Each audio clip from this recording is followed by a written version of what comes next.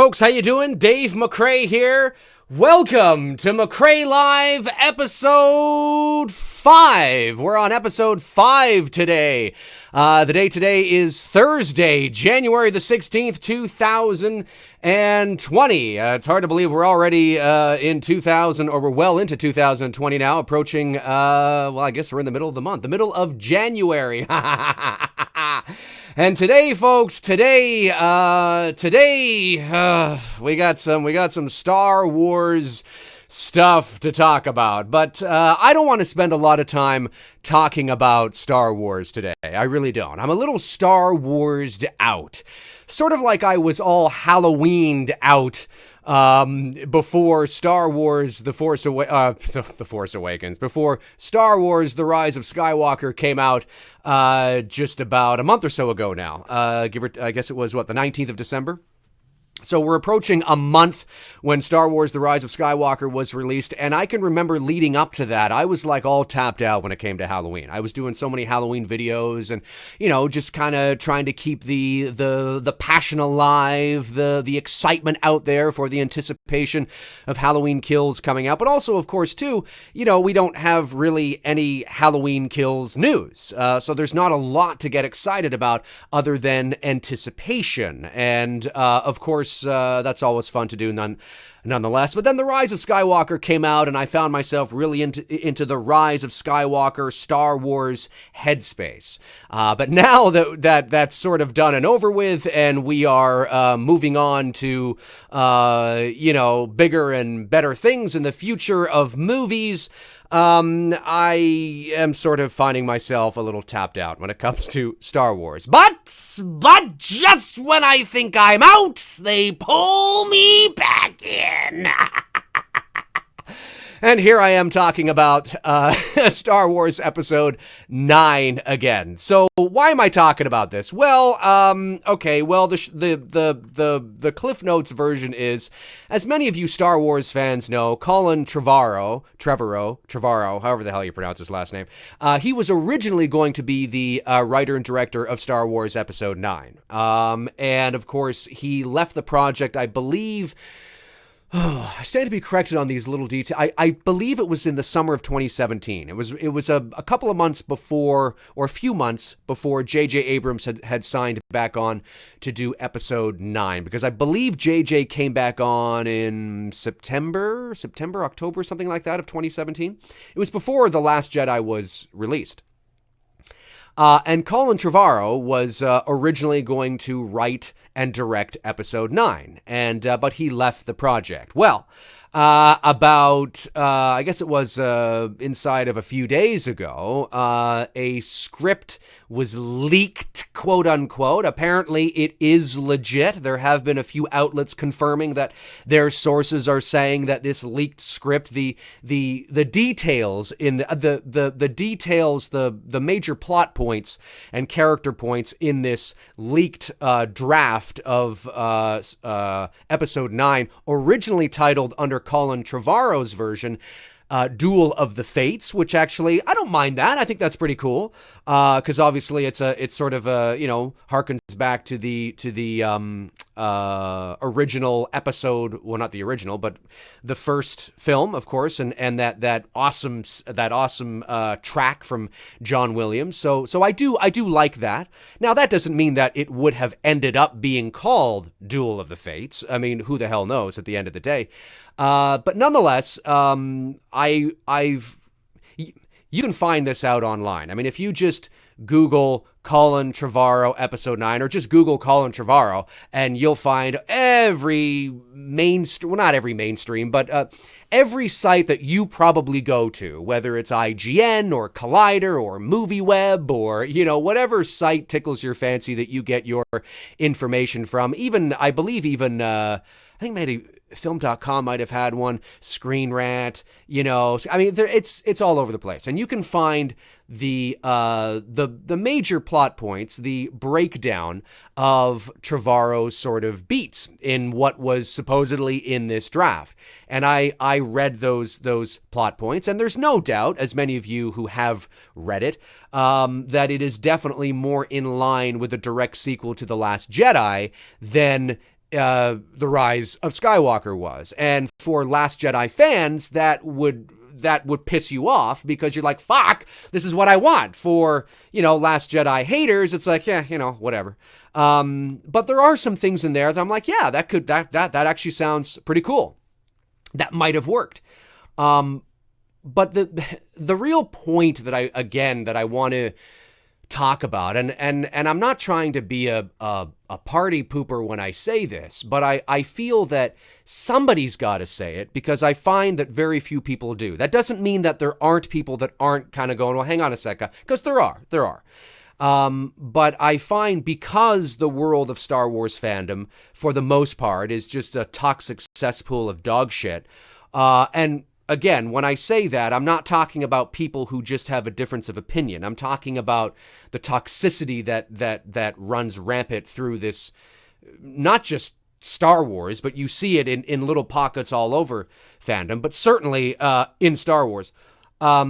It's people are always looking for validation, right? They're looking for a sense of, you see, I told you so. I mean, that's sort of because in many cases, as you've heard me say 1,000 times on this channel, there are many channels that have a vested interest in seeing Disney Star Wars fail. And anytime they can kind of go, you see, I mean, it's opportunistic for them. And as soon as I saw this, as soon as I heard that this was out and there were some interesting things in there, I thought, oh, here we go, right? I mean, I can think of the channels now that are going to be like, you see, fuck JJ, they should have, you see, look what they had, look, they should have done this, you see, and it's just like, holy fuck. And, I think it's important that I try to be, maybe the voice of reason here and to say that, I understand, if you are a big Last Jedi fan or a big J.J. Abrams hater, or you despise what J.J. Abrams does as a filmmaker, or if you are somebody that didn't like The Rise of Skywalker because you really felt that it was, whatever the case is, right? I can understand as a fan why you might read that Colin Trevorrow sort of breakdown and be like, well, hang on a sec here, this is, like this kind of, but it's also important to keep in mind that Colin Trevorrow's script was as far as I can read, as far as I can tell, because I tried to find more information on it, it was pretty much a first draft. It was dated, I believe, December 2016. So episode 9 would have still been in development at that time because we were a year away from even The Last Jedi coming out. So at that time, in December 2016, and before that, Rian Johnson and Colin Trevorrow would have been talking probably fairly frequently because Trevorrow would have had to have known the direction that Johnson was going in order to be able to organically pick up from where he left off and sort of take important story beats that he has presented and introduced into The Last Jedi, whether he agreed with them or not, and sort of tried to, move on from that point. So I do understand, the position of sort of the endpoint of where we're finding all this. But I find it incredibly strange, and maybe it's because, and again, I mean this sincerely, maybe it's because there are a lot of people that don't understand how the film industry works. Maybe it's because there are a lot of people that don't understand how the filmmaking process works and the stages and what those stages are and how things change. Or maybe it's not that. Maybe it's that they do understand that, but they are just so, enraged because of the enraged culture we live in that we feel the need to, you see, you fucking, you my guy, that's just the way it is. But it's important to note that, just because something sounds good on paper doesn't mean that it would translate well onto the screen, or it doesn't mean that you've hired the right person to translate that onto the screen. Right? Trevorrow may have been the right guy to write it, but maybe he's not the right guy to direct it. And because it's a first draft, the likelihood of everything that you're reading being in the final draft and being on the screen 3 years later is highly unlikely. Highly unlikely. I made a tweet yesterday. I posted across my social media. There's an old saying in filmmaking, and there's different variations of this saying. But there's a saying in filmmaking that says there's the movie you write, there's the movie you shoot, and then there's the movie you release. Now, some people might say it as there's the movie you write, the movie you shoot, and the movie you edit, right? But the fact of the matter is that there are a lot of there's a lot of variables at play that may have or that would have absolutely come into play. And, just because something, I guess the point I'm trying to make is that you can read what Trevorrow wrote, but that doesn't mean that it would have been a better film than The Rise of Skywalker. Because at the end of the day, it's all about execution. And that's the whole point, right? Like some people say it as there's the movie you shoot, the movie you the movie you write, the movie you shoot, the movie you release. Some people say it as the movie you write, the movie you shoot, the movie you edit. Because in 90% of cases, the movie really comes together in the editing room. That's where a movie really comes together. Now, that doesn't mean you can half-ass the writing or half-ass the script. Don't worry about it. We'll piece it together in post. I'm not saying that. I'm just simply saying that, in many cases, you really don't know what you have. I mean, you have a ballpark of what you have. But when you start piecing things together, that's when it really starts to come together. And then you truly find out whether you need that or not, or whether you need that or not. Oh, fuck, you know what? We actually do need that. We got to go back out and shoot. And that's why, it's also important to note that, it's especially now, these big budget films, plan for reshoots. Right? So whenever I hear that a movie is doing reshoots, I'm like, well, yeah, that makes sense. Because, 90% of the time, you don't know if you've got everything you truly need until you get into the editing room.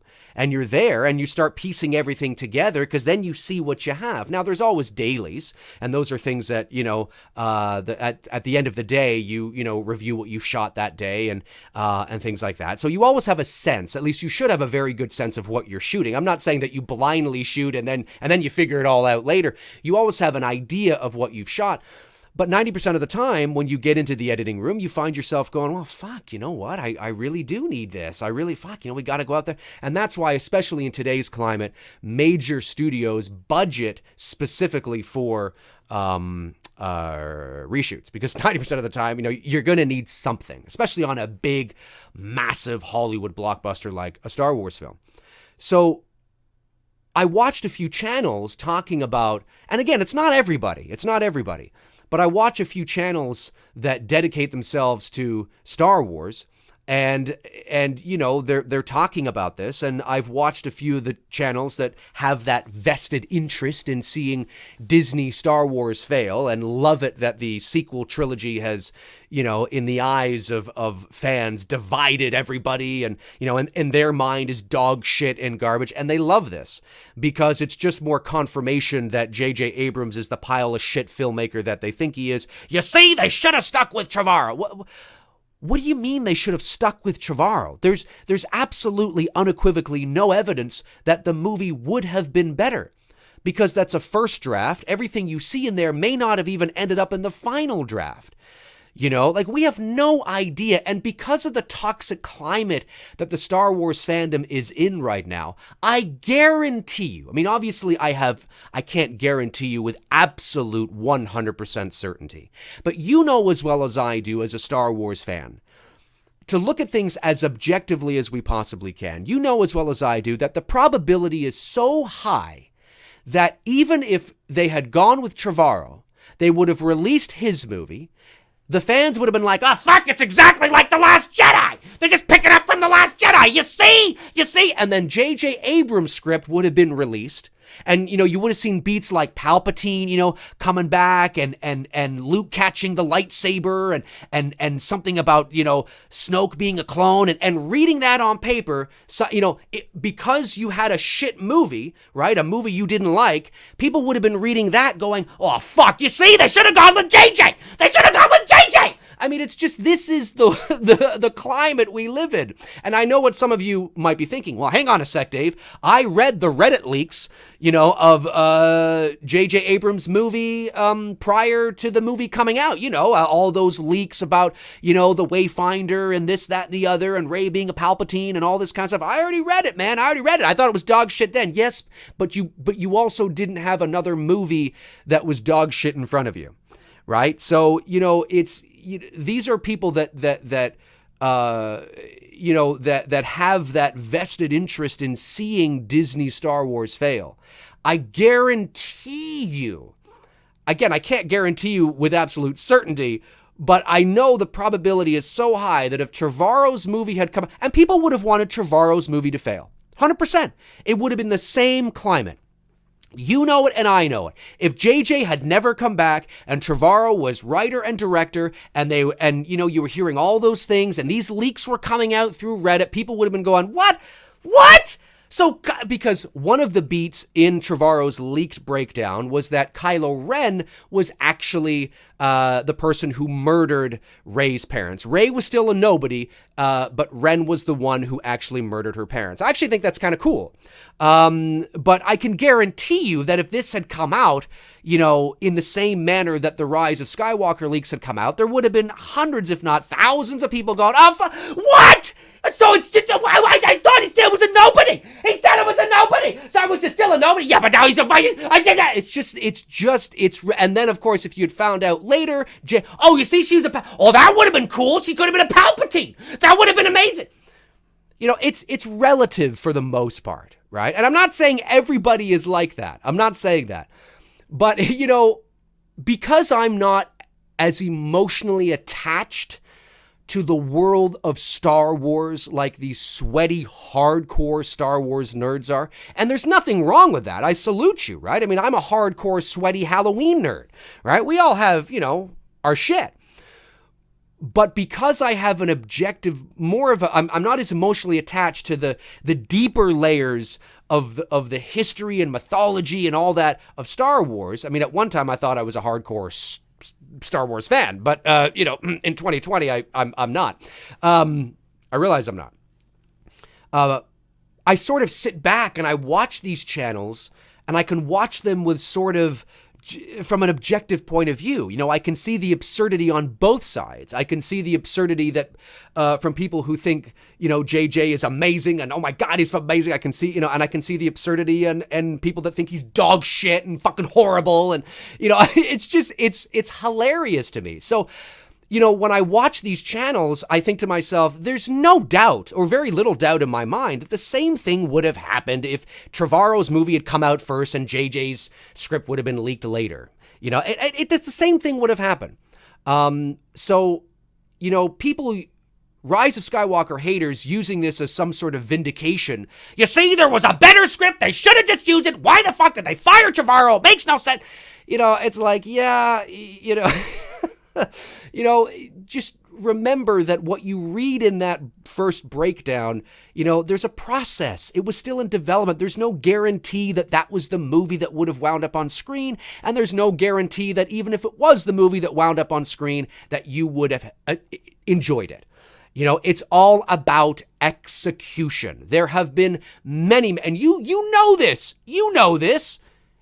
There have been many scripts and stories over the years, synopsis, or treatments that you've read, where you're like, damn, man, fuck. And then you go see the movie and you're like, what the fuck was that? And then there's been many scripts and synopsis and treatments over the years that you've read and been like, I don't really, okay. I mean, if you want to do that, okay. And you go see the movie and you're like, fuck, yeah. It depends on the director's sensibilities. It depends on the execution, right? In a lot of cases, what we picture in our own, because we can't picture the nuances and subtleties around basic, point form jotted notes, right? We can't pick up on those subtleties and nuances that are just presented in bullet form. It doesn't, like, it has no real sort of effect, I mean, look, what would be better is if the actual script was released and we could read the draft of the script, that might give us a better sense, because then you'd be able to pick up, more of the nuances and the subtleties. But even then, I mean, there's many cases where there have been scripts that have been terrible, not terrible, but you've been like, okay, this is kind of, and then you see it on the screen, you're like, wow, that's actually not pretty, that's not bad, and vice versa. So I just find it interesting from a sociological perspective. This it's weird. It's strange. But it doesn't surprise me at the same time, because when you look at just the climate we live in the world, I mean, I don't talk politics on this channel, but when you look at the world of politics, or when you look at the world of sports, the same thing happens there. Groupthink confirmation bias exists there as well. And so, the fact that it also exists in the world of fandom doesn't surprise me, but it always is. I just think people need to remember, that just because something, and you mostly see it from Rise of Skywalker haters, really. Like, again, those people that have that vested interest, the identity of their channels is Star Wars and ripping into Kathleen Kennedy and J.J. Abrams, and, and they seem to use this as, oh, there was something that was better out there, right? You see, Colin Trevorrow had a better script that was out there. Well, you don't know that. First of all, you haven't read the script. I mean, a couple of people have. I know that. But we don't know that. We don't know that. And because it's very much similar to The Last Jedi in terms of really feeling like those beats that you read from these sites really feels like it's a Last Jedi sequel, that may have not gone over well. It may not have. So I mean, there's no indication that Trevorrow's script would have been better. It's just that people watch The Rise of Skywalker, and for some who are underwhelmed or think it's a little too much fan service, or think, well, this is kind of weird, now the trilogy feels weird, and it does. You have The Force Awakens, which has a very specific identity and feeling to it. Then you have The Last Jedi, that has a very specific, awkward, weird identity to it, because it's, like you've heard me say 1,000 times, it's the TFA and TLJ are like two first acts of a movie, and then you get The Rise of Skywalker, which is like Act 2 and 3 all in one. It's very weird. It's a very weird feeling trilogy. But I don't know if Trevorrow's script would have made it any better, and maybe it would have. Maybe it would have. Maybe I would have gone to see it, Episode 9, Duel of the Fates, and walked out going, holy fuck, maybe. But to use this first draft bullet point form, leak as somehow vindication that The Rise of Skywalker, or that, you see, they should have, is just silly to me. It's just silly. And this script was a first draft in development, and many things could have, and more than likely would have changed. Now, maybe not the main points, in terms of Rose, but keep in mind, again, I mean, Finn was with Rose. People don't like Rose. Now, again, are there racists and bigots out there? Yes, of course. I mean, we live in a world where that exists. But I know in my circle, and for me, my issue was not with Kelly Marie Tran. I think she's a beautiful, talented woman. I have no issues with her. My issue was with the character of Rose. She could have been white, purple, black, green. I still would have thought the same thing. That the character was unnecessary. It felt shoehorned in. It felt she was created for just to give Finn something to do. And then, of course, Canto Bight was useless. It was just a PSA for animal cruelty. So, that's my issue. And Rose has now, people have an issue, of course, with Rose's character being, sort of sidelined in The Rise of Skywalker. Okay, I can understand that. But Rose's character at the end of the day, was sort of a utility player. And she's kind of served her purpose. And I had no issues. Now, from an actor's standpoint, I could understand how maybe Kelly Marie Tran may have been maybe disappointed. She's not going to say that on the press tour. But maybe she was like, oh, it's too bad. I had a fun time making, TLJ. It was like a really big break for me, and I was really front and center, and now I'm kind of sidelined. I could understand that on a personal note, but I don't think the movie suffers because of it. I don't think you watch The Rise of Skywalker unless you are a diehard Rose fan, but I don't think you watch The Rise of Skywalker thinking to yourself, damn, we needed more Rose. I don't care if she's white or black. I don't care. We need more Rose. No, it doesn't, because the character wasn't developed enough in a way that you could really attach to her from TLJ. Like, wow, I can't wait to see her again. So anyway, I'm going off on a tangent like I normally do, but again, to bring this home before we head to the Q&A here, is just that I think it's so important that, moving forward in this world of fandom, that we continue to remind ourselves, to really understand, to remind ourselves of the nuance that exists in the world, not just in fandom, but nothing is black and white. Very few things exist in a vacuum, so it's important that we understand that, but it's going to continue, because again, there are people that have this vested interest, and when somebody sees a script that is different from J.J. Abrams, and there's a few things in there that they think kind of sound cool, they use it as the example of opportunities lost, when it's like, yeah, but there's no evidence to suggest that would have been better, because yeah, it's funny, man. It really is. Like, whenever like if there's Star Wars drama, I always say to my girlfriend, I'm like, oh, there's drama. I always say it like that. I'm like, there's Star Wars drama. When I go to the channels and I see people going, you say you fuck, I didn't think I do fucking, that's why JJ, fuck JJ the fucking, you think why that you fucking, and it's just kind of, it's funny, it's amusing. I'm like that meme that you see, in the comment section of people having the popcorn going like this, because it's just so, it's like, dudes, like, chill out, like, there's more important things in the world than Star Wars, and but for some people there isn't. I mean, some people this is like a religion to them, but if you understand how movies are made, if you understand the process, there's nothing wrong with looking at certain things about Trevorrow's script and being like, oh, that kind of sounds cool. That kind of sounds cool. But to then put a vested interest in sharing that and talking about it, and presenting it, because I'm talking about it here, but I mean talking about it and presenting it in a way as the example of what was lost and missed, I think is ridiculous.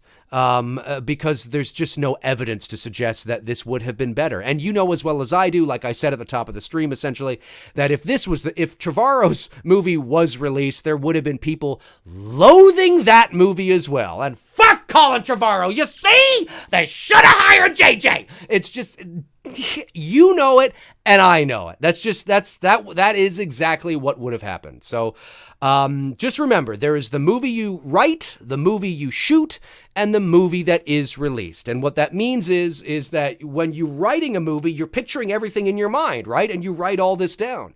And then when you go to shoot the movie, there are things that can sometimes get in the way of your vision becoming a reality. Sometimes you have to compromise because of budget. Sometimes you have to compromise because you can't get the actor you want. Sometimes you have to compromise because you can't get the location you want. Sometimes you have to compromise because,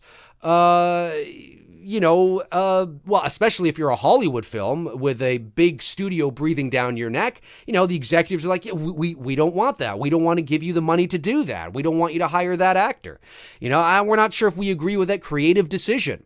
And then of course, there's the movie that ends up in the editing room, and you start to edit, and then you realize, oh shit, I can't have that now, or oh damn, I got to get rid. And then the movie you release is always a version of your vision. It's always a version of your vision, but very rarely, and any filmmaker will tell you this, whether you're an independent guy like me, or whether you are a major Hollywood blockbustering director like a Spielberg or an Abrams or a Trevorrow, or whatever the case is, they will tell you, oh yeah, like very rarely does what I picture in my mind, oh, here's an idea, actually end up in the final result 2.5, years later. It just doesn't, that's just not the process, because there's so much creative stimulus going on within that process, that things continue to evolve and change, and sometimes for the better and sometimes for the worse, right? So yeah, it's just this whole thing is just hilarious to me at the end of the day. Anyway, that's all I got to say on that. Yeah, Aaron White says blockbustering. Nice. Yeah, blockbustering. It's a new word there for you guys. You can use that if you want to use that. You know, it's, yeah. So, it's funny stuff. Let me tell you, funny stuff. Hey, let's head over to the chat room now. Let's start this Q&A early and head over to the chat room. What do we got here? Dustin Pritchard says, I believe this year and Mandalorian season 2. Yeah, looking forward to the Mandalorian season 2. I really enjoyed it. I didn't think the Mandalorian was, you know, I mean, it was fine. It was good. I really enjoyed it. I'm not losing my mind over it like many Star Wars fans are. I'm sort of just like, you know, I'm fine with it. You know, and it's good. I enjoy it. It's a slow burn. It took probably about 4 episodes, I would say, for me to really settle into the slow burn, because it did feel that it was moving a little slow. And because it's only an 8-episode season, by the time we hit half the season by 4 and not a lot had happened, I remember thinking to myself, Jesus, if it continues like this will be kind of just a flat sort of season. Now, obviously, it picked up towards the end where things got really interesting, which was good. But I'm enjoying it. I'm enjoying it. So far, so good. Baby Yoda's cute. Let's see here. Jonathan Nichols says, have you seen the Morbius trailer? Looks interesting and dark. Jared Leto looks like he's much more of a fit for this role instead of Joker. I have not seen it. I know the trailer you're talking about, but because I'm not really familiar with the Morbius character, I mean, I've heard of him, but again, I'm not a big superhero guy, so I'm not as familiar with the Morbius character as maybe you are or some people are. So I haven't. I mean, I'll watch it eventually, but I haven't really rushed out to see it, or rushed out to see it. Rushed to watch it online, I should say. It's not even out yet. DMT Infinity says, Dave, apparently our testicles have 2 types of taste sensors. One type of sweet taste, and the other for humanity, the savory taste found in foods like soy sauce, mushrooms, and cured meats. Fascinating. It's amazing what you learn here on McRae Live. I'm telling you right now, it is amazing what you learn here on McRae Live. It's just fascinating shit, I'm telling you. Frank Riker is here. What up, everyone? Dave, thoughts on Blumhouse remaking Firestarter? I didn't know they were. Are they? Has that been confirmed? I haven't heard anything about that. Maybe they are. Maybe they are. I have not heard anything about it. Barry C. 1701 says, I'd prefer it if Lawrence Kasdan stayed to write the whole new trilogy to keep continuity. Well, he wrote it with JJ. I mean, even Lawrence Kasdan co-wrote The Empire Strikes Back. I don't believe he was the sole writer on that. So, but he definitely understands what Star Wars is. You see, the thing with Star Wars, and fans have a real feeling of ownership over Star Wars. And I get it. Star Wars has become, and this is something that I, as a fan, and at one time considered myself a hardcore fan, that I've had to learn. You know, I was born in 1979, as many of you know, but new viewers may not. So I'm 40, and I grew up as a young boy throughout the 1980s. And in the 1980s, you know, I thought I considered myself a hardcore Star Wars fan, because all we had were the 3 movies, the Ewoks film, you know, and maybe the Droids cartoon or something. I mean, there were a couple of books, but there wasn't the volume of mythology that there is now.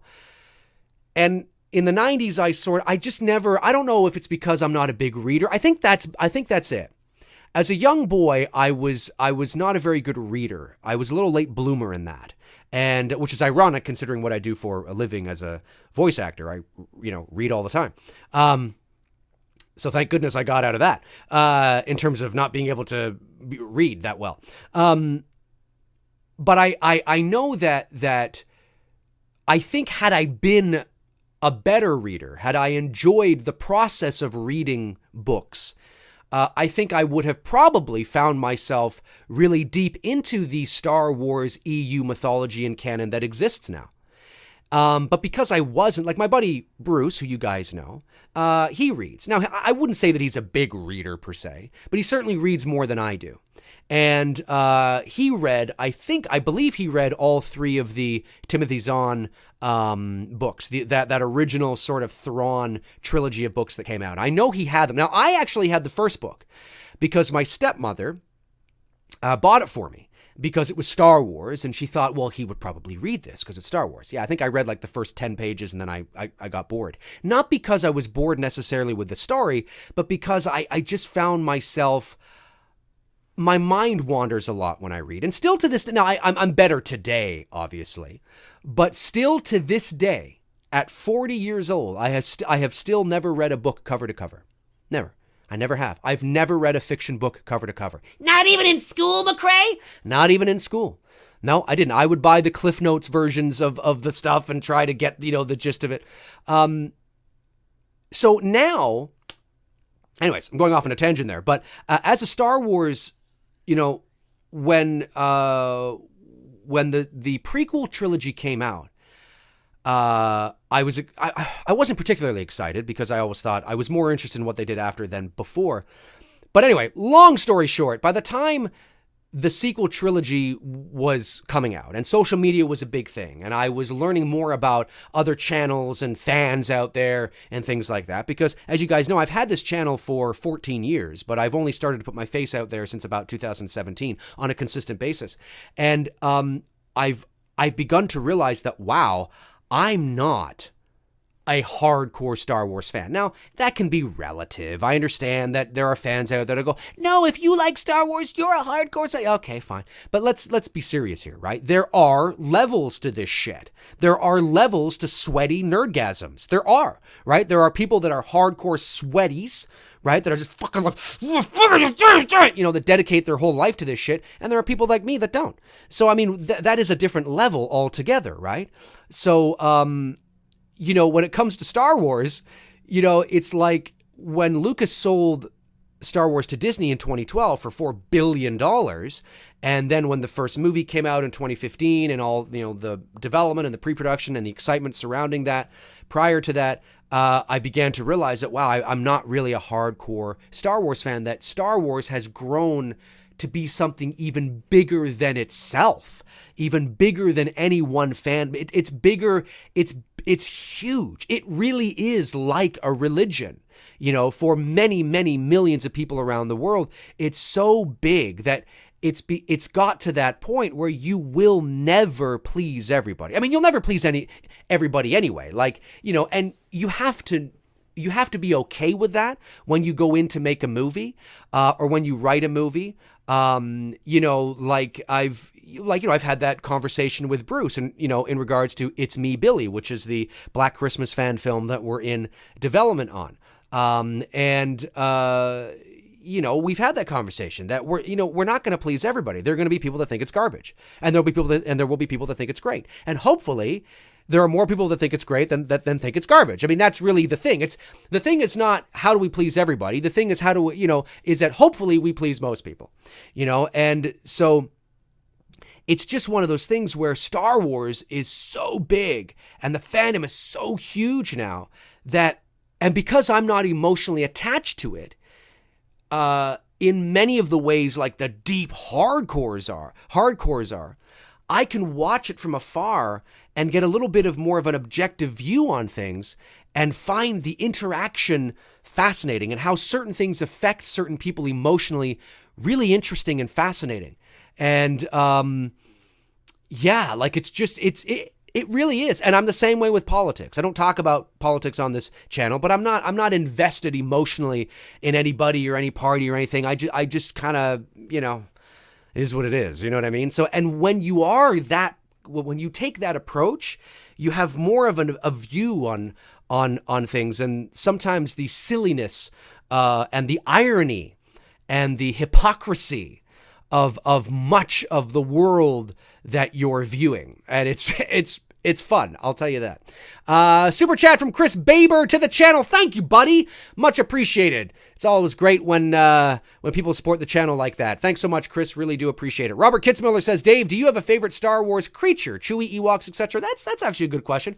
My favorite Star Wars character is definitely Han Solo, but I'm a little biased because Harrison Ford's my favorite actor of all time. I don't think I've said this before, I don't think he's the best actor that's ever lived. That's not why he's my favorite. He's just my favorite. Ever since I was like 5, I've loved Harrison Ford. So Han Solo would be my favorite character, probably followed then by Darth Vader, like a close second. And I'm starting to really like Palpatine too, a lot lately. But I would say that my favorite creature, this is easy. My favorite creature is definitely the Kawaki Monkey Lizard, Salacious B. Crumb. I love Salacious B. Crumb. He is definitely my favorite creature from the Star Wars universe, 100%. And followed a close second. But you see, he's my favorite creature like Yoda would probably be my favorite creature because he's a creature, 100%. But I love Yoda in a different way than I love Salacious, right? Because Yoda is wise and deep and, mythical and inspiring and he's a god. You know what I mean? It's a very different kind of love and appreciation that I have for that character as opposed to the character like Salacious B. Crumb. But my favorite character, definitely, in terms of just creature, just because he's funny, it would be Salacious. And then Yoda is definitely up there. Frank Riker super chat. Thanks, Frank. Much appreciated. Says, I agree, Dave. Do we think Quentin Tarantino's script for Halloween 6 would have been better? I mean, Halloween 5 was, I don't know. I mean, maybe. I mean, listen, it's about probability, right? It's about probability.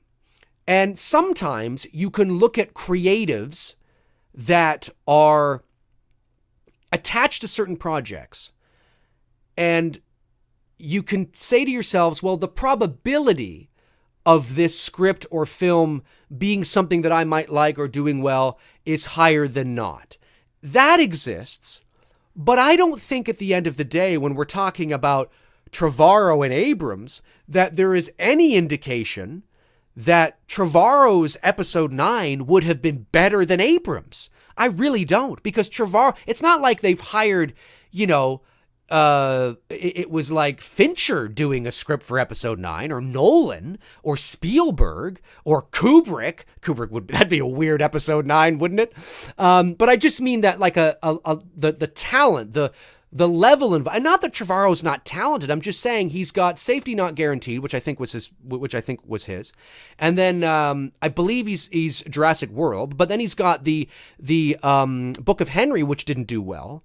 And, I don't think there's any evidence per se that Trevorrow would have been better. I think it's in terms of probability. I think there is just as much a chance that Trevorrow's script would have failed and pissed everybody. And I think at the end of the day, I think because of the toxicity that exists in the world of Star Wars fandom, that there's a good chance that no matter who was attached, you'd be pissing half the fandom off anyway, because that's just the culture now. That's what it is. That's the identity of Star Wars fandom, especially in the online space, because many channels have a vested interest in it. It's become part of their shtick.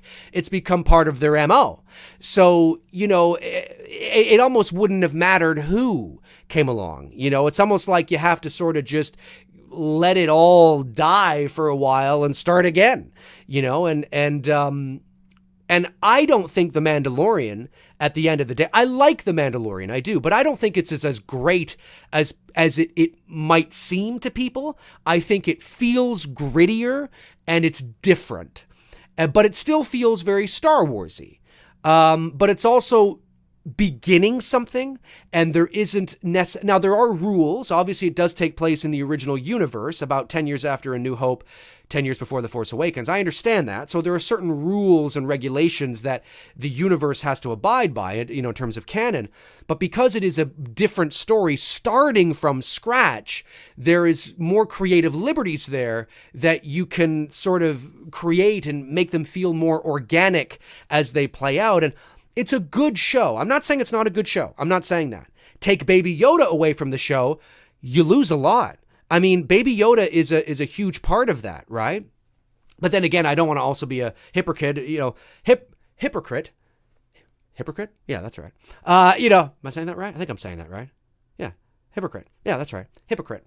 It's one of those words where you're like, wait, did I say that right? Hypocrite? Hypocrite. Yeah, hypocrite. I said that right. Because I'm somebody that, has also said too that, you can't go along and say, well, if that didn't have this and that didn't have that. Yeah, but it does. It's part of it. It does, right? But I'm just saying that The Mandalorian has more going for it than just it's pretty good. I mean, it is pretty good, but there's a lot of things firing on all cylinders. And I think it's good. I really do. But there are some people that are like, claiming it the gospel. I mean, thinking, this is holy shit. And it's like, well, let's pull it back a little bit here. But in regards to, sorry, I went off on a tangent like I normally do. Frank's talking about Tarantino. Again, like, who knows, right? I mean, Tarantino is a very acquired taste, and would his script have been better than Halloween 5? I don't know. I mean, he understands character better. He understands character development very well. But what he would have done, I don't know. I mean, Halloween may have ended up in some sort of weird place that just was very strange. And because Halloween 5 is very strange. And then you add Tarantino in there for a potential 6. Is he doing a pickup from part 5? I mean, who knows at the end of the day? Who knows? It's strange. Very strange indeed. It's a good question. A lot to think about there. Let's see here. Barry C1701 says, I'm very nervous as to what Disney has in store for Indiana Jones franchise after the handling of Star Wars. I'm right there with you too, buddy. I'm not really nervous, actually. At this moment in time, I'm not nervous about story, more than I am about, I think it's over when it comes to Harrison Ford. When Harrison Ford did Indiana Jones and the Kingdom of the Crystal Skull, he was about 65. Pretty old then, right? I mean, not old, but I mean, even then it was a little like, wow, he's in his mid-60s, he's still doing this. And of course, there were a few sort of old man jokes even in that movie, and they worked, it was fine. But now he's going to be 78, and we don't even have a script. So the movie's not going to go into production this year, unlikely. The earliest we'll probably get a movie going into production would probably be 2021 for a 2022 release. I mean, it pains me to say this because Harrison Ford is Indiana Jones. But I'm not somebody that thinks that there cannot be another Indiana Jones. No, there can be. He'll always be my Indiana Jones, but like I've been a huge advocate for Hugh Jackman. Now, it might be even a little late for Hugh. Now, Hugh's only in his early 50s, I think, 51 or 2 or something like that. And he's in great shape. So he certainly, we could still get an Indiana Jones trilogy with Hugh Jackman. And he could play even somebody who's like a few years younger. 100%. But it might even be a little late for Hugh Jackman, just because I suspect that they would want somebody who was probably in his 30s.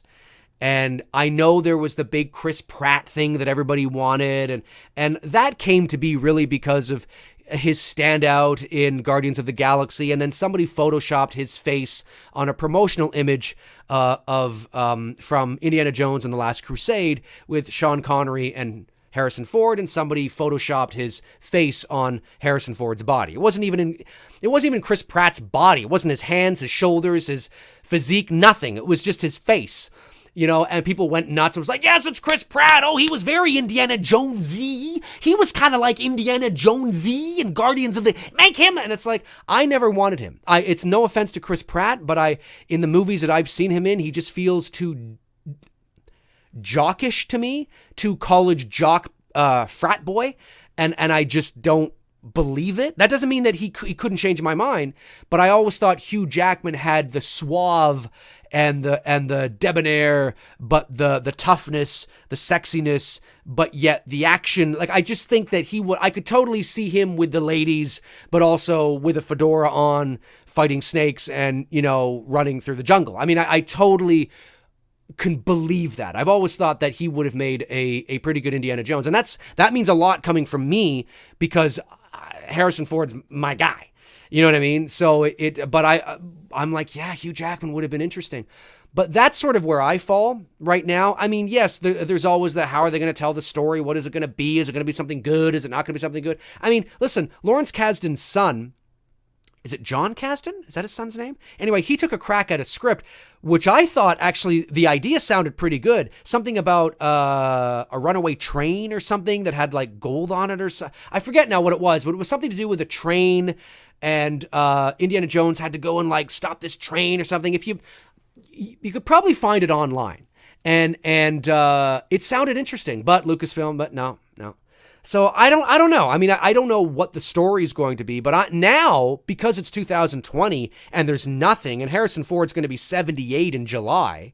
I always know this, not only because he's my favorite actor, but because he's the same age as my dad. My dad actually is a couple of months older than him, but they're the same age, same year, 1942. And so it was always easy for me to remember. So he's going to be 78 this year. Well, I mean, come on, right? Like, you know, that's my worry now, is now we're sort of entering that phase where it's like, okay, not only is what is the story going to be, who's going to play Indiana Jones? And I know that Frank Marshall, who's Kathleen Kennedy's husband, powerhouse, you know, producing team there, I know he said that nobody will play Indiana Jones other than Harrison Ford. Well, yeah, but come on. Like, you know as well as I do that has a shelf life. I mean, either he's going to die, right? And I know it was nobody will play him until but come on. I mean, if he's 85, you know, and Harrison Ford's looking, you know, I mean, he's in good shape. He looks good, but he's, you know, and I don't want to see any deep fake shit. You know, I want to see Harrison Ford. I don't want to see any deep fake shit, and I don't want half the movie. I mean, Indiana Jones is a physical character. And I know that he didn't do all of his stunts, obviously. He just did the physical acting part. But I don't want 94% of the movie to be deep fake stunt guy Harrison Ford. I mean, that's not Indiana Jones, right? So that's my worry right now, really, at the end of the day. But there are other things to be concerned about. I totally get what you're saying. Let's see here. Big G, thanks, Big G, says Freddie K looked best and scariest in New Nightmare. Freddy Krueger he looked great in New Nightmare. Oh, he looked fantastic in New Nightmare. I absolutely agree with that. Yeah, 100%, man. 100%. Let's see here. Frank Riker, Super Chat. Thanks again, Frank. Much appreciated, buddy. Says, do you think Jake Gyllenhaal would make good Ash in Evil Dead? He's really an underrated actor. You know what? I love Jake Gyllenhaal. Wouldn't be one of my favorites right now. I would say the actor for me right now that is just great, would probably be Leonardo DiCaprio. I mean, I know that sounds like a bit of a cop-out because it's like, well, yeah, he's fucking amazing anyway. But I really, he's believable in every role he's in. So he'd be like my number one right now. But I like Jake Gyllenhaal too. And he's been in some really, have you guys seen Enemy? The psychological thriller Enemy? With Jake Gyllenhaal, that was shot here in Toronto, and that's a really good movie. He's good in most everything he's in, right? I love Nightcrawler. That was really good. Really like Nightcrawler. So yeah, I'd be open to that. I'd certainly bring him in for an audition. He's got the right look. He's about the right age. Yeah, I'd be down for that. 100%. Let's see here. Sarah Carter says, the dude's old. I think she's referring to Harrison Ford. He is, but he's a legend. There's always room for Harry. Wait, that didn't sound good. There's always room for Harrison Ford. There, that's better. David Smith says, I know you're used to this, but does your throat ever get sore from doing certain voices? I thought you were going to say, does your throat ever get sore from doing this? The answer is no. Not sore, but tired. So there have been many streams that I've done because I'm essentially like, you know, it's not like I have a co-host or anything, right? So I'm talking nonstop for like, you know, an hour and a half, 2 hours. So, and that's why I have like all this water here, you know? So definitely it doesn't get sore. Even when I'm doing voiceovers, like when I do animation or, you know, whatever I'm doing, depending on the character I'm doing, I don't find it gets sore, but sometimes the casting director will say to me, take a swig of water, Dave. I can feel you're sounding a bit tired, right? So the voice maybe is not as consistent or the character is not as consistent as it was earlier in the session. So that's sometimes, so I'm like, it's a mental note. Okay, I got to take some water and kind of, readjust and sort of get back to it. The only time I can remember where my throat was actually sore during a voiceover session was probably about maybe 5 or 6 years ago now. Maybe a little longer, actually. I went to a studio here in Toronto called Technicolor, and I went down and I was just doing just random sound effects. It was for a zombie, some kind of zombie game or something. Or was it a zombie? Yes, I can't remember now. That's not good. Anyway, I was there, and I wasn't the only one, but I had to make all sort of like...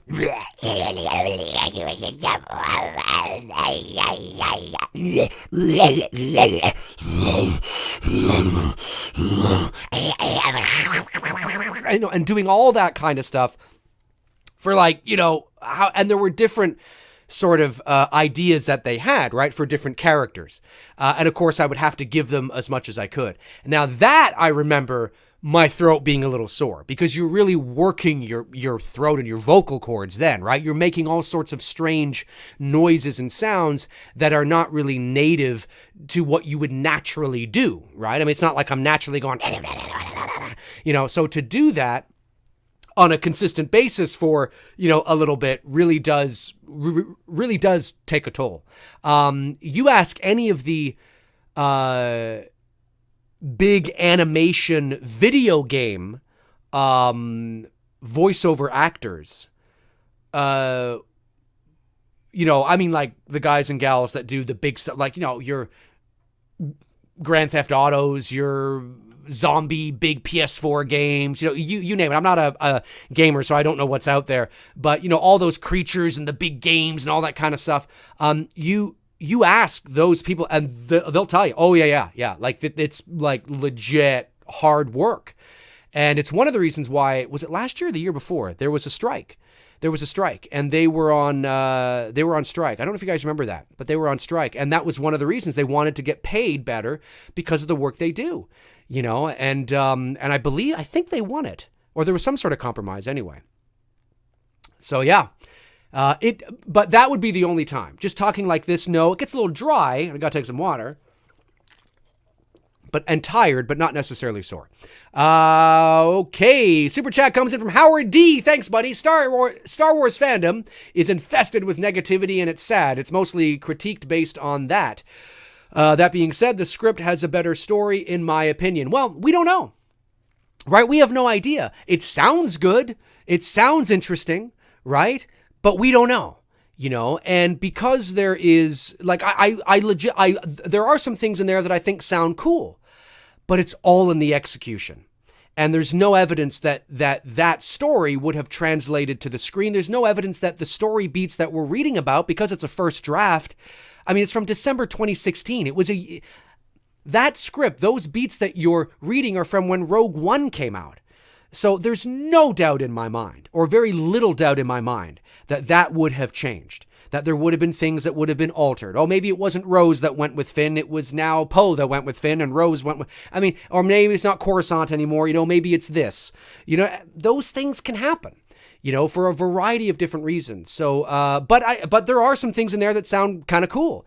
But the problem is that if that movie had come out, it would have been loathed, it would have been hated, because of the vested interest that these channels have in taking Disney Star Wars down. It's why I said The Rise of Skywalker was never going to be the universally satisfying film that it was needed to be. First of all, because you can't please everybody, but people were hating Episode 9 before even JJ was brought on board. I shouldn't say that. It was shortly after The Last Jedi was released. People were like, oh, fuck this, I'm out. Fuck it, I'm out. Right? And this was before they even went to filming. We had no idea what the story was going to be. So it wouldn't have mattered in the end. It wouldn't have mattered. Maybe you would have liked it better, because maybe you're not a big Rise Skywalker fan. Although I don't know, I'm not sure.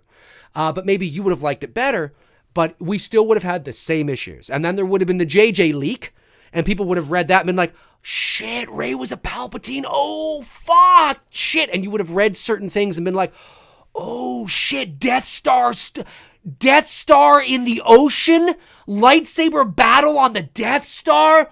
Holy fuck. And because you just read that in point form, you don't understand the nuances or details, you would have been like, oh shit. I'm not saying you, I'm talking about the collective you, right? There would have been people that would have been like, oh shit, that's so much better. It's you can't please everybody, but I get what you're saying. And there are some things in there that even I'm like, I like that. I like that. But who the fuck knows what the hell would have ended up on screen. Super chat from Chris Baber. Thank you again, Chris. Good call. Leonardo killed it in Once Upon a Time. Brad too, and I used to not be a fan of either of them until this movie. I've loved Leonardo DiCaprio probably since The Departed, the remake of The Departed in 2006, 7, somewhere around there, is when I really started to take notice. Now, obviously, I thought he was great in Titanic. I did. I thought he was great in Titanic. But I loved him in The Great Gatsby and a little film that is really underrated that you guys need to watch called Revolutionary Road. It is his reteaming with Kate Winslet. Michael Shannon is in it. Kathy Bates, I think, is even in it. It is really good. His performance in that movie is, as the young kids like to say today, off the chain. It's fantastic. It's fantastic. So, What's Eating Gilbert? That's his early shit, yeah.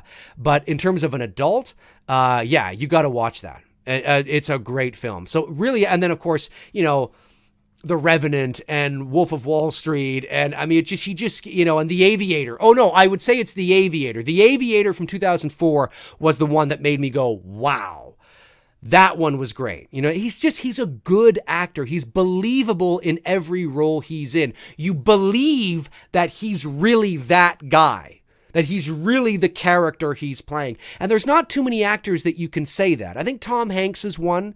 Tom Cruise, I think, is another. I mean, I know he's got that little, he's weird on the side. But in terms of an actor, he's believable in every. I believe that Tom Cruise is the guy he's playing. And that's a good thing. But Leonardo DiCaprio, oh yeah. And Bale too. Christian Bale is one of my favorite actors working today. There's somebody else too that I just recently saw that I think is great. Damn.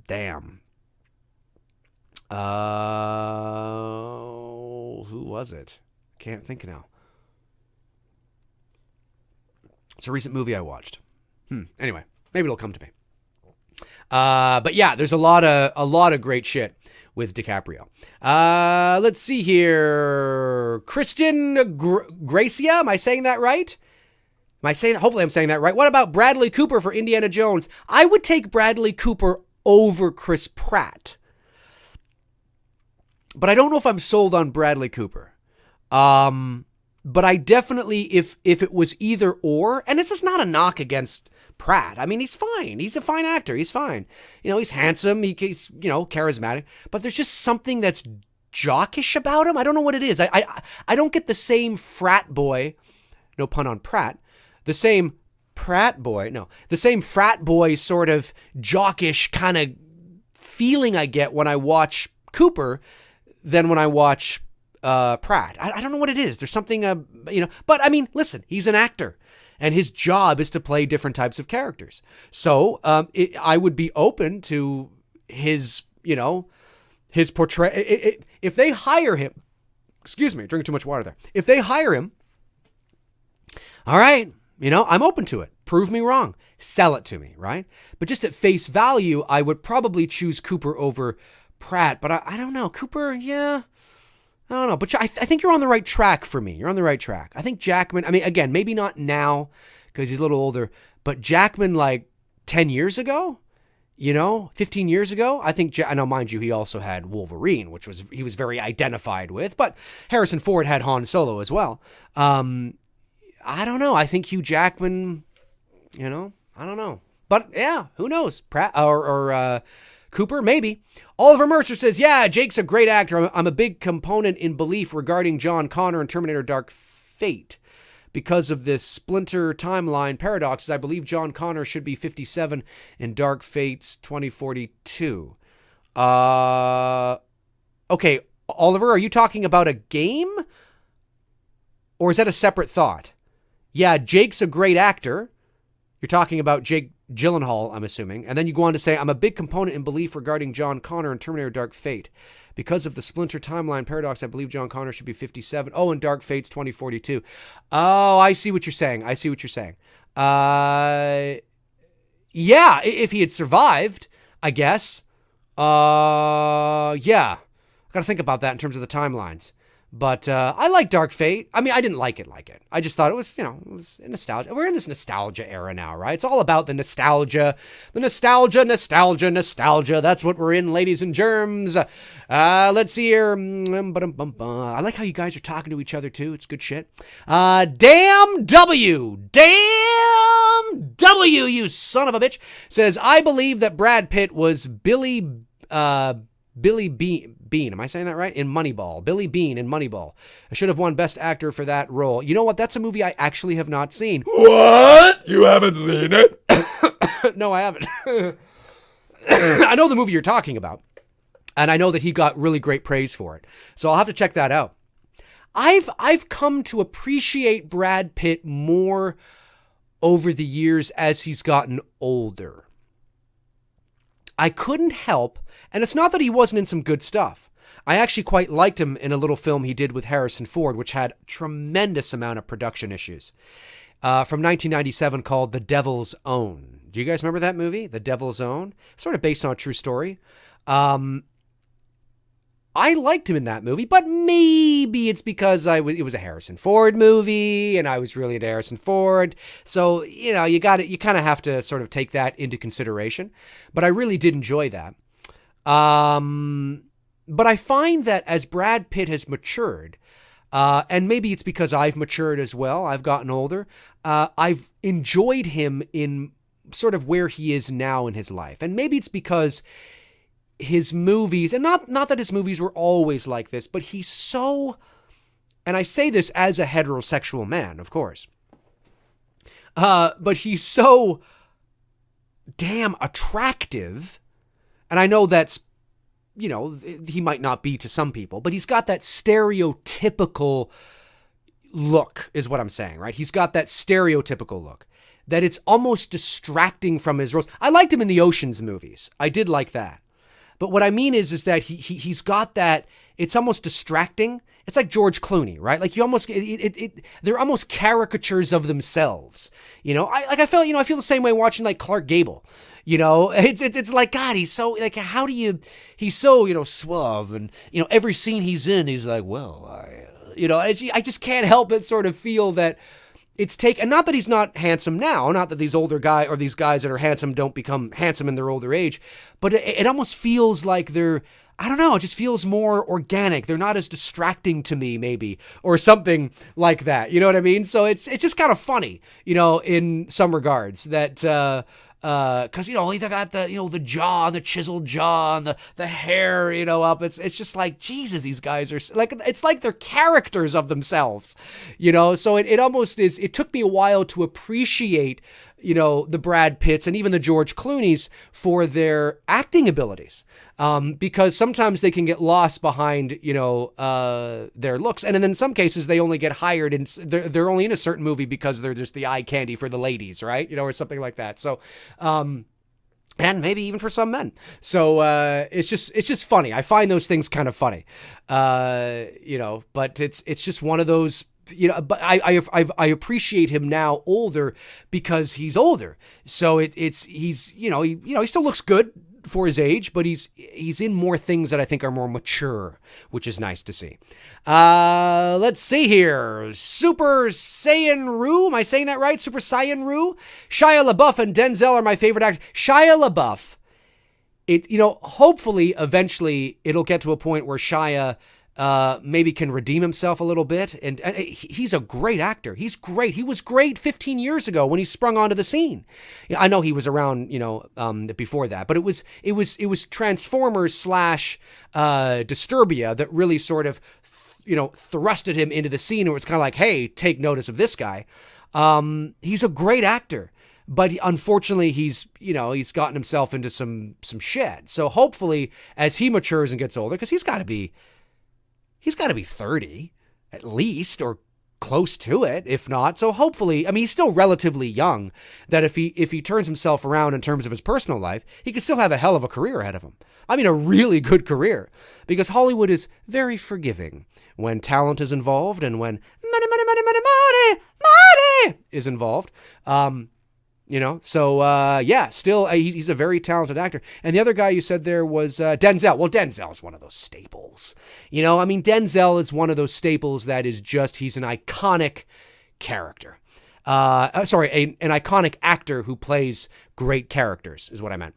And he's great. Yeah, I'm always up for a Denzel film. Some of my favorite Denzel films, of course, are, Philadelphia, where he was just a supporting role in that, but he was brilliant in that. And I actually loved him in a little film from 2006, I believe, directed by Ridley Scott. No, it was directed not by Ridley Scott, directed by Tony Scott, his brother, the one that passed away, sadly, committed suicide, called Deja Vu. I really actually like that movie. It's not one of Denzel's best movies. I don't mean that. It's just, I actually like that movie. I think it's fun. I love the concept of it. I love the concept of that film. But yeah, just go down the list. There's so many great Denzel films. It's just unbelievable. Let's see here. The Horror Junkie says, Peanut Butter Falcon was so good. I've yet to see it, man. But I hear great things. I want to see Peanut Butter Falcon.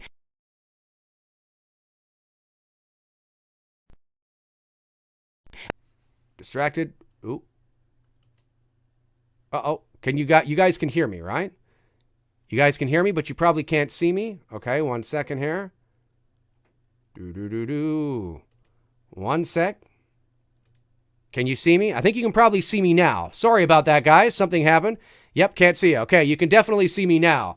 The camera messed up there. I don't know what happened. Let's see if I can get that camera back. Let's see if I can get that camera back. Yeah. Get that camera back.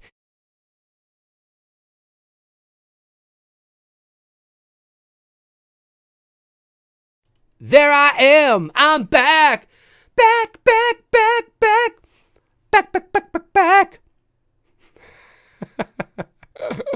That's all right, folks. It happens.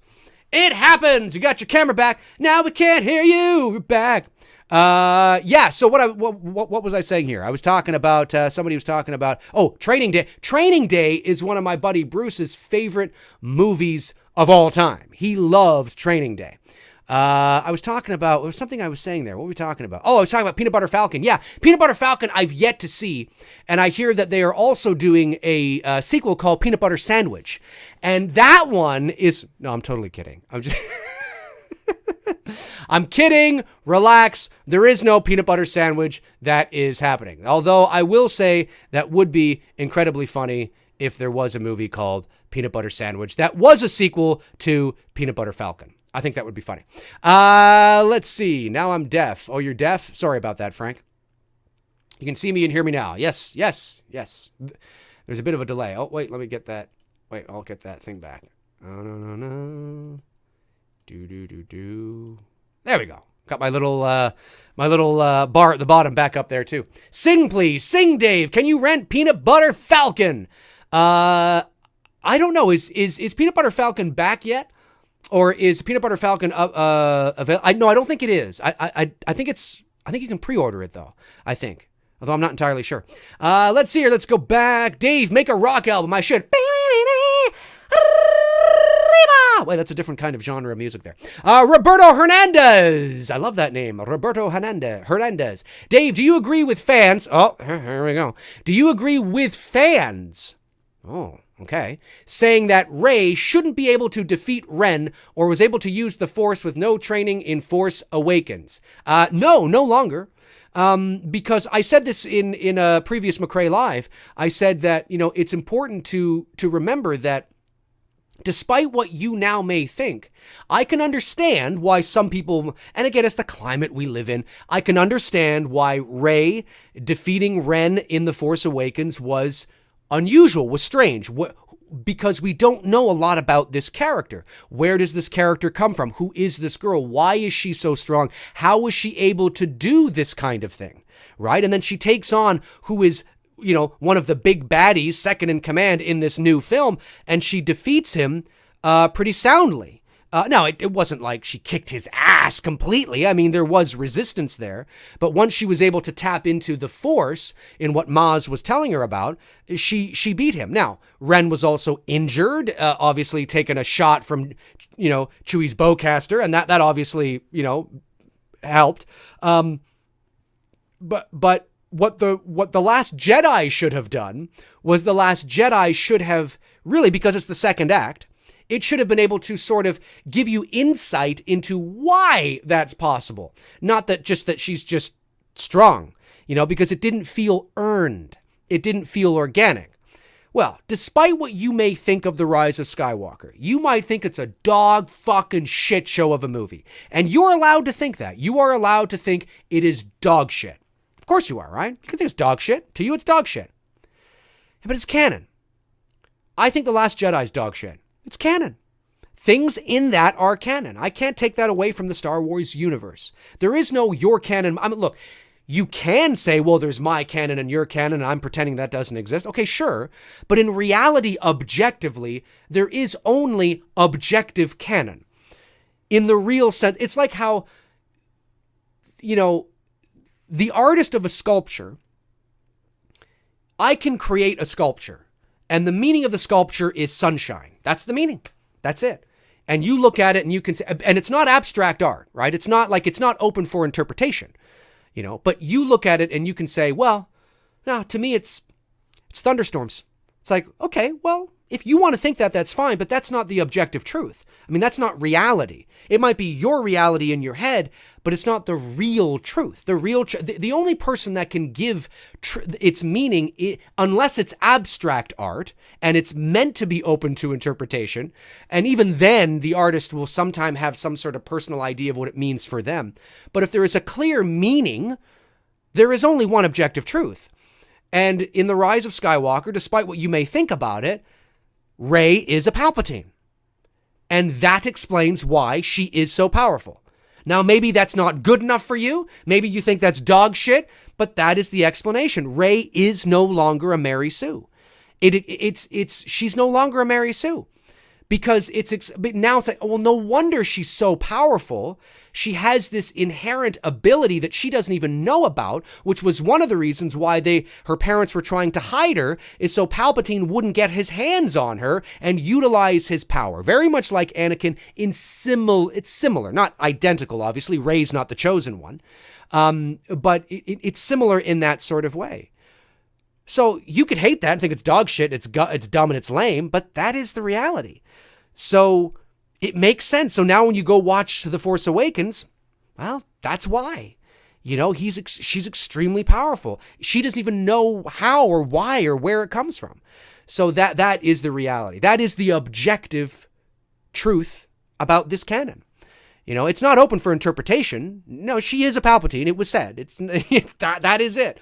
So, that's how I think about it, is that I can understand why it might rub some people the wrong way and how it's not good enough for some people. That's fair. That's perfectly fair. That's fine. But at the end of the day, that is the reality. And that's how I try my best to look at it, even with things I don't agree with, right? Even things I don't, I don't agree. And the only way to get rid of it is to create an alternate reality canon that is canon as well, which I think is dumb, because if you had, been competent in the beginning, if Halloween, if those, and listen, I'm not saying that, I tread delicately here because I'm not trying to piss anybody off, but, even John Carpenter has recognized that the vast majority of the sequels are shit shows. That's why they're pretending none of them exist. You know what I mean? But, the only way to do it again and maybe change it to something that you like is to create another canon. which is ridiculous at the end of the day, because then, if you can just create multiple canons, nothing means anything. Then it's just, this isn't abstract. It is what it is. You lay it out, and some people are going to like it and some people don't. You let the chips fall where they may. That is movies. Big G says, thank you for the super chat, Big G. Freddy looked best and scariest in New Nightmare. Yeah, I said that already. I answered your super chat, buddy. I did, unless that's the same one. I think you sent that in again. Maybe it's not, but if you sent that in again, thank you so much. Maybe you went out to take a pee or something. I don't know. But I did acknowledge that. Thank you so much. And I agree. He was very scary in New Nightmare, but I personally, Freddy, his look is my favorite in Elm Street 2. That is the scariest Freddy Krueger for me. But my favorite is still the first Elm Street. That's my favorite. But I love 1 and 2. I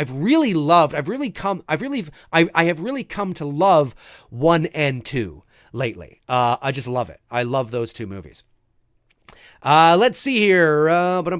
Tree. Just Tree. It's just Tree. I like that name, Tree. Dave, I want to hear your thoughts on Terrifier. It's independent and 95% practical effects, and the clown is so genuinely creepy. It's on Netflix. You know what? I have to admit, I've yet to watch it, and which is bad because I know a few of the producers on that film and the producers who are now in production on Terrifier 2. I was actually able to meet Michael Levy at the 40th anniversary Halloween convention in Pasadena a couple years ago now, I guess a year and a bit ago. Really nice guy, really great guy, watches my channel, and they're in production on Terrifier 2. So, and I just haven't gotten around to it, and I'm like, damn, thank you for reminding, I gotta watch that. I gotta watch it. I've heard mixed things about it, but certainly I think it's because making movies ain't easy, man. And the fact that they are in production right now on Terrifier 2. Michael, if you guys are watching, which they're probably not, because I don't think they'd probably watch any of my Star Wars stuff. But if you're watching, guys, shout out to the cast and crew of Terrifier 2. I hope it is going well.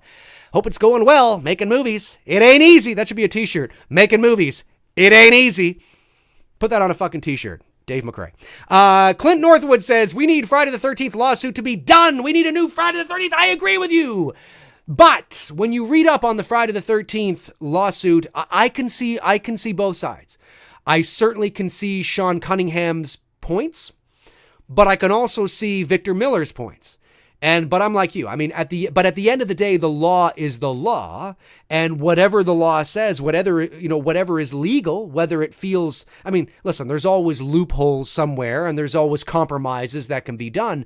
But at the end of the day, it should be very clear, at least somewhat clear, who really the rights should, and we're just talking about the first Friday the 13th, the name and the character of young, Jason and that kind of stuff. We're talking about the original Friday the 13th. It should be very clear who this should go to. And I have a feeling that it is in Victor Miller's favor. So hopefully this will be resolved and we can get Friday the 13th back on track, because I agree with you. I want to see a Friday the 13th reboot, remake just as much as, the next person. Robert Kitzmiller at Dave McRae, listen to your Friday the 13th concept idea and got me thinking. Oh, you mean on Two Dudes? Or no, it's maybe on my other. Yeah, that's an old video, man. Awesome. It's great to know that people are still watching my old stuff. And it got me thinking, do a trilogy, Pamela 1, Pamela in 1, Sackhead in 2, and Hockey Mask in 3 for us. First 3 movies. Maybe. Well, you've heard me say that I would love exploring the backstory of Pamela Voorhees, and that is your first Friday the 13th.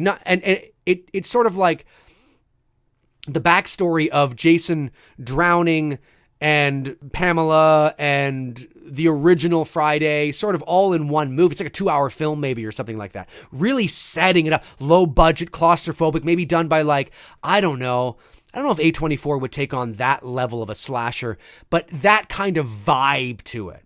Low budget, claustrophobic, small feel, old school slasher, but it's just really, it's got like a Descent feel to it, kind of small like that. And like you've heard me say, winning solves everything. You make it wouldn't I don't think they're going to do that because Jason's too identified with the brand, as you've heard me say thousands of times. As you've heard me say thousands of times. So I don't think they're going to do it, but I would be open to it. because I think there is so much untapped potential, and you don't want to go too far. You don't want to do too much, but I think there's a lot of untapped potential when it comes to Pamela Voorhees that I would be interested in revisiting her character again. And I don't just mean revisiting her character in the first 5 minutes of a prologue to the new Friday the 13th movie, kind of like what they did with the 2009 film. I don't mean that. I mean actually setting her as maybe the main character and building into a return to Jason where it feels earned. You know, I'd totally be down for that. That'd be awesome shit. Let's see here. Jonathan Nichols says, I would bring back Derek Mears from the 09 remake, Chastity, talking to Chastity Smith. Yeah, maybe. It depends on the direction they may want to go. I mean, ultimately, anybody could play Jason at the end of the day, but it really does depend on whether they're doing a sequel to the 09 film or whether they want to distance themselves from that movie. They may want to distance themselves from that, and that includes recasting Jason. And I don't think they would have any issues approaching that, because as much as Derek Mills is a nice physical specimen in terms of his size, certainly there are many physical specimens out there that can do justice to the character of Jason Voorhees. So there's nothing that Mears did that cannot be emulated. You know what I mean? And that's no, disrespect to Mears. I'm sure Mears would probably, if he was in the right frame of mind, I'm sure he'd be like, yeah, no, I get it. And what he brought was great, but there's a lot of other 6'7" guys out there that could do that as well. You know what I mean? So, and he understands that, as an actor, I'm sure he would understand that. Let's see here. And I'm sure he'd be very supportive of it. And in terms of, yeah, that's great. You know what I mean? Dante Delgarno says, I want a new Nightmare on Elm Street more than anything.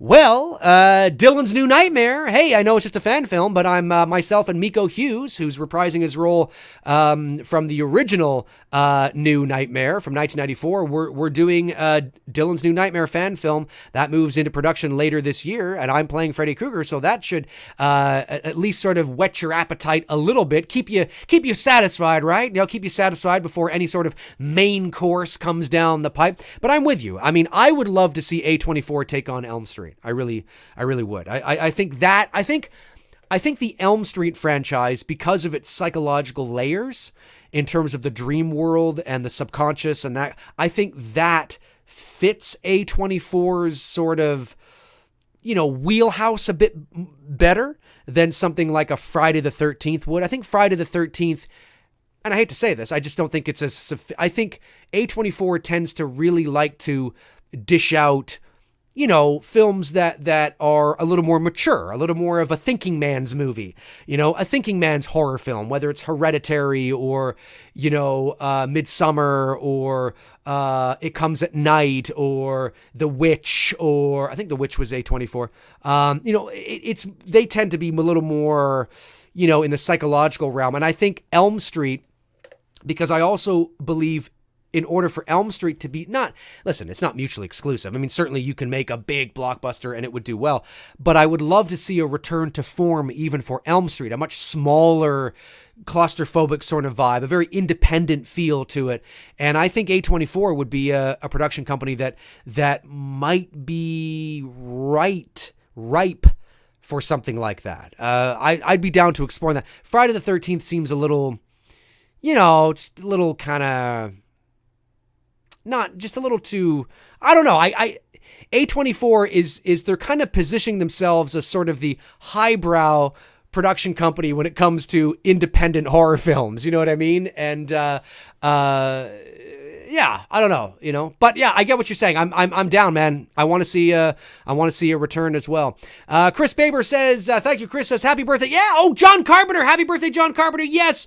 John Carpenter is the big 72 today. I forgot to mention that off the top of my stream. Damn, I was going to do that too. Yes. John Carpenter is 72. The man, the myth, the legend, the grumpy old man, but we love you, John. John, if you're watching, he's not watching. But if somebody who knows him is watching, nobody knows him is watching. But hey, maybe in the future, if somebody is, Happy birthday, John Carpenter. Hope you're doing well. Hope you are enjoying your time playing your Xbox or playing your Xbox, watching your basketball, and just allowing those Halloween checks to fall into your hand. What a great life. Aaron White says, Miko Hughes, best part of Kindergarten Cop. That's right. Yeah, that's right. Boys have a penis, girls have a vagina. When I talked to him on my stream with Cecil about a month or so ago, which is on my channel, by the way, you can watch that. I asked him about that. I said, do you remember that? And he goes, well, I remember that. He says, the thing that he remembers the most, I think, from Kindergarten Cop was that Arnold Schwarzenegger bought everybody a Walkman. And as he grew up as a young boy, because he's still a boy, and as an actor, he always thought it was cool that Arnold Schwarzenegger bought me this Walkman. And he bought everybody on the set one, or all the kids at least. So that was kind of cool. And he knew that because he was still very young, he was only like, 3, 4, something like that. He was very young. He said that he was not aware that, he knew that he wasn't, that what he was saying in terms of boys have a penis, girls have a vagina, that he shouldn't be saying it. It was like, but he didn't understand the what it really was until later in life. And apparently his mom had to think about it for a bit and whether or not he wanted his son, or she wanted his son, to say that. But definitely, yeah, it's a classic line for sure. Crazy Ralph. Yes. Robbie, Cusiol, am I saying that right? Crazy Ralph, you're doomed. You're all doomed. Good old Crazy Ralph. Then he gets the axe in Friday the 13th Part 2. Let's see here. Amar Alagic. Am I saying that right? Hopefully I am. A lot of cool names here. Dave, did it bother you that Michael was grunting out of pain towards the end of Halloween 2018 when he was fighting with Laurie? You know what? I've only seen the movie 3 times. I saw it at the world premiere here in Toronto. I saw it and then I saw it again in Hollywood with Lewis from the Nerd Report. Lewis, if you're watching, how you doing, buddy? And then I watched it again with you guys on a stream for Halloween, I think. So I've only seen it 3 times. I don't remember that. I don't remember him grunting towards the end of that movie, fighting with Laurie. I don't recall him grunting. It couldn't have been that loud, or I would have definitely remembered that. So I'd have to watch that again. It would depend on what it's like. I mean, if he's going, well, that's a little much. But if it's just like, more heavy breathing, grunting, more of the,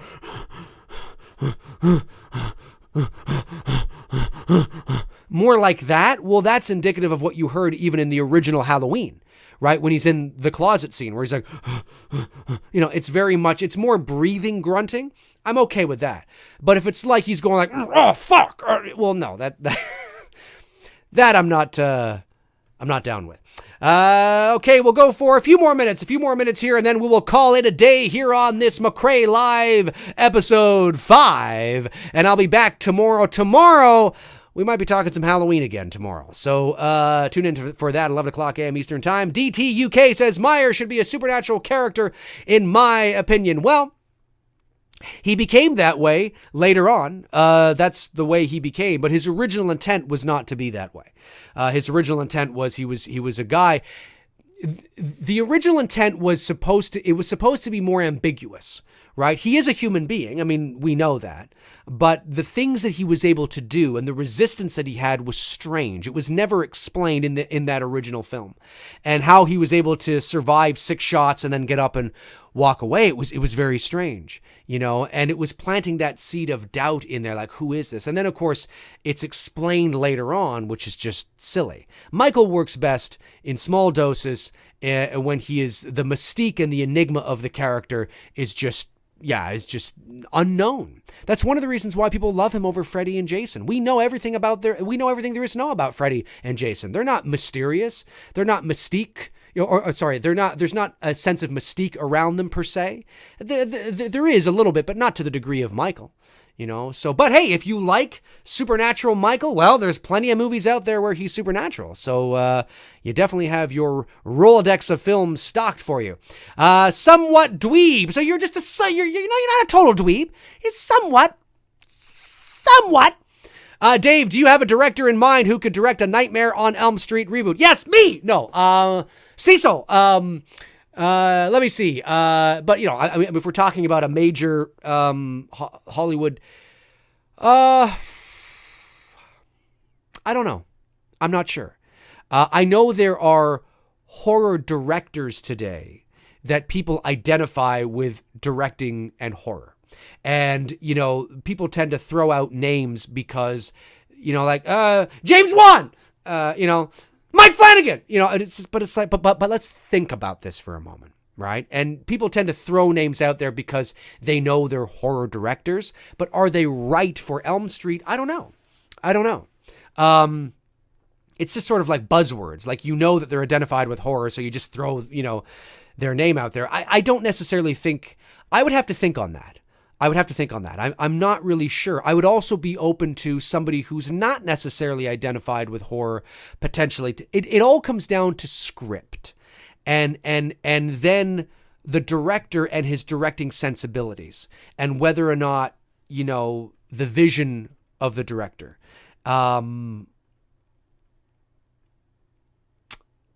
I don't even know if James Wan would be right for an Elm Street. I think Wan is right in the sense that he can bring, but he's not the only one that can do this, of course. But certainly, when we see, what we see with Insidious, what we see with, I actually would have loved to have seen, and this sounds kind of crazy.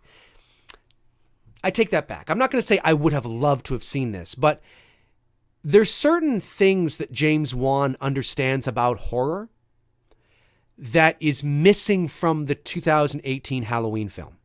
Now, I'm not suggesting that Wan should have been the director on the Halloween film or any Halloween film. That's not what I'm suggesting.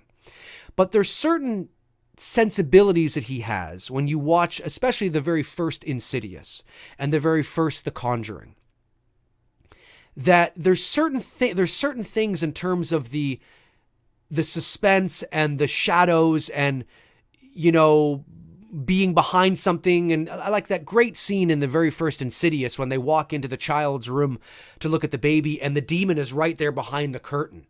And you don't even notice it because he's positioned so well. And then all of a sudden it's like, oh shit, like just little things like that. There's certain sensibilities that Wan has that are missing from the 2018 film. But I don't necessarily think Wan would be a fit necessarily for Halloween as a whole, per se. And even with Elm Street, it's a very good question. I don't know off the top of my head. Like, as I said, we can run down the list of directors right now that are directing horror movies, but that doesn't necessarily mean they would be right for Elm Street. I don't know. It's a good question. And I know it's, I say I don't know a lot, but I'm not afraid to say I don't know because I care about your questions and I care about, delivering answers that I feel that I've done justice to. And if I don't feel, I don't know, it's a good question. I got to think on that. It is a good question. All I know, though, is that I think Elm Street and Friday have to go back to being small. They can't be big. It's not that they can't be, but I think to do justice to their identities, to do justice to what came before, we must not forget that they are smaller films. I don't mean shittier films. I mean smaller films in their scale and their execution. And that's why I'd love to, if I found out that A24 was getting a crack at Elm Street, that would excite me. Now, that doesn't mean the movie's going to be good. Could be dog shit. But it makes me feel like they're going in the right, and A24 is not the only one that can do this. They're not the only company that could do this. But if that was announced, hypothetically, it makes me feel like, oh, they're going in the right direction here. Like they understand that maybe this is something that A24 has a handle on in terms of those psychological layers. And, anyway, it's a great question, but I'm not ultimately sure. Les Green says, I can never take the supernatural Michael thing seriously. I remember one of your hate mail videos. Someone was saying something about how Michael is supernatural and flies around town. God, I remember that. I don't remember what that, yes, for those of you that are watching that are new, I on occasion will do hate mail videos because, believe it or not, I get them. Yeah, there was something about Michael. I can't remember if that was they wanted to see Michael flying around, or if they would rather that have happened, that something like that. Yeah, like Michael actually taking to the air, you know. Oh, yeah, that was, you guys know me. I mean, I'm a big fan of the original intent of the character. And that doesn't mean that I don't find enjoyment in the later sequels, because I do. But ultimately, I think the original intent of the character is more frightening. And less is more, you know, not knowing so much about him and preserving the integrity of that, I think is always good. I don't think if there is, I think there's very little drawback to that. Now, of course, the more sequels you make, if you want a 10-part series, there is a drawback to that, because ultimately, if you don't open it up and explain things, you're just making the same movie over and over again, and who wants that? But yeah, that's funny. Smack this, TV! Smack this! TV says, hey Dave, have you seen or played the demo game play of Halloween? I have seen it. I haven't played it. You know, I mean, my hat goes off to the person who created it. I mean, I don't know the first thing about creating something like that. So when I say meh, that's not me saying that your work sucks and that you're a piece of shit and that it's, you know, you fucking dumb. I'm not saying that. I'm just saying that, you know, meh. I saw it, and I think there's a lot of potential there. I wouldn't have Michael looking the way he does, but I think the idea of you playing this character running around a hospital with the lights out, with Michael possibly being in every sort of crack, you know, alcove, crevice, you know, who knows where the hell he is, I like that.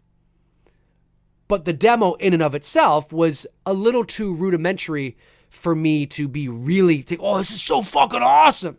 Yeah, it's, you know, I mean, there's a lot of potential there, and you know, maybe this guy should work on maybe getting in touch with the Akkads and you know, and maybe trying to pitch the idea, you know, I mean, but the game in and of itself was too much in its infancy. It's well done. It's very well done, but it's not something that I am, you know, overly excited about or anything like that. All right, we'll go for 5 more minutes. We'll bring it to 12:45 p.m. Eastern Standard Time here on episode 5 of McRae Live. Clint Northwood says, well, Dave, you have a great day just east of you, Oshawa. Awesome. Hey, there's a couple other people from Oshawa watching me. For my American friends, Oshawa is a little, well, it's not little, but it's it's a city. Yeah, it's a city. What the hell's the population of Oshawa? What, 150,000, 100,000?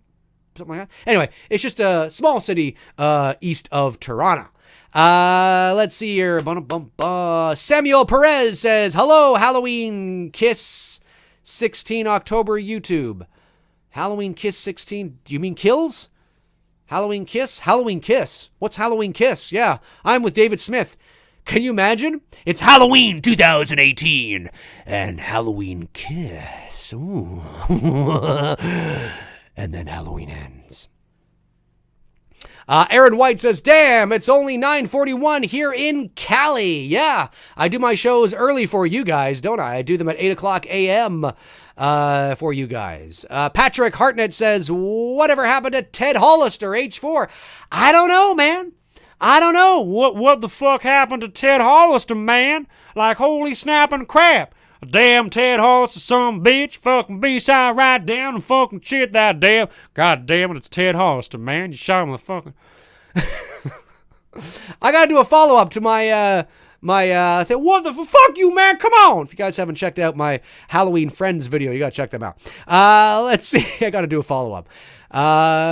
He's become a character on my channel. All right. 3 more minutes. 3 more minutes to go. Just want to make sure, because there's always some people that I haven't seen in here before, and I think that's so awesome. That's great. It's great that these shows can attract people that I have not seen before. I always like that. I always like that. Yeah. Oh. Okay, no, I guess that is okay. I noticed that my mask back there just a little cut off. I think it's because I adjusted the frame just a little too much. But whatever. It'll be fixed for next show. Let's see. Christina Dover. I live in South Carolina. Ooh.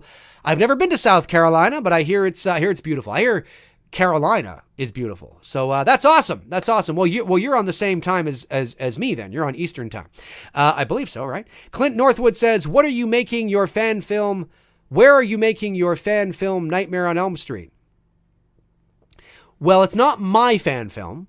I mean, it's my fan film in the sense that I'm attached to it as an actor, but I'm not a producer on it. I assume you're talking about Dylan's New Nightmare.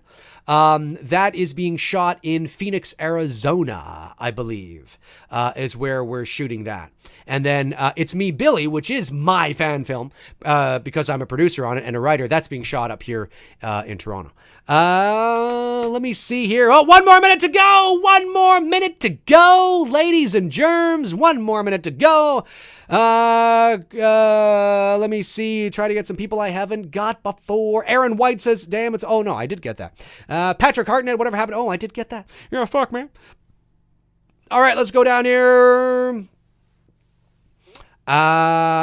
Christian Garcia says, where's Ben Tramer? In my mind, Laurie was married to him at one point. Maybe, and maybe they'll introduce that. I mean, I don't think they even went into, in Halloween 2018, I don't think they went into what happened. Did they? I don't think they did. I mean, we know that she was married, obviously. We know that she's had failed relationships, obviously. But I don't think they mentioned who the name was. They could still bring back Ben Tramer. Now, it wouldn't, oh, yes, and it would be the same Ben Tramer. See, even though Halloween 2 doesn't exist from 1981, so Ben Tramer being killed out on the street accidentally by the cop, even though Halloween 2 doesn't exist, that Ben Tramer that we see in Halloween 2 still does exist because the original Halloween exists, and he's mentioned in that movie. So it would be the same Ben Tramer, unlike if you were to bring back Jamie Lloyd and Danielle Harris, it wouldn't be the same Jamie Lloyd. It would be an alternate universe Jamie Lloyd, which is why I think it's just pointless to bring her back. But yeah, maybe you'll find out in this new Halloween movie that she actually was married to Ben Tramer. That might be a little too fan servicey, but fans would probably eat it up. Halloween, the what toxicity does exist in the world of Halloween fandom, and it's very little, is just not even comparable to what exists in the world of Star Wars. Let me just say that. All right, guys, that is going to do it for me here on episode 5 of McRae Live. I want to thank you for tuning in here on this Thursday, January 16th, 2020. I want to thank everybody who watched me today and is watching after the fact as well. All the super chats, I really appreciate it as well. Yes, thank you very much for supporting the channel in that way. Again, if I didn't get to your question, it's nothing personal. It's just that there's always many there, and I like to be thorough with my answers. I will be back tomorrow at 11 o'clock a.m. Eastern Time right here on this YouTube channel for episode 6 of McRae Live. What am I going to be talking about? Well, I already gave you a bit of insight of what that could be, but what specifically am I going to be talking about? Sorry. Yeah, that's tomorrow morning, 11 o'clock a.m. Eastern Standard Time. You guys rock. I love you guys. Thanks for tuning in, and I will talk to you guys soon. Alrighty. Cheers.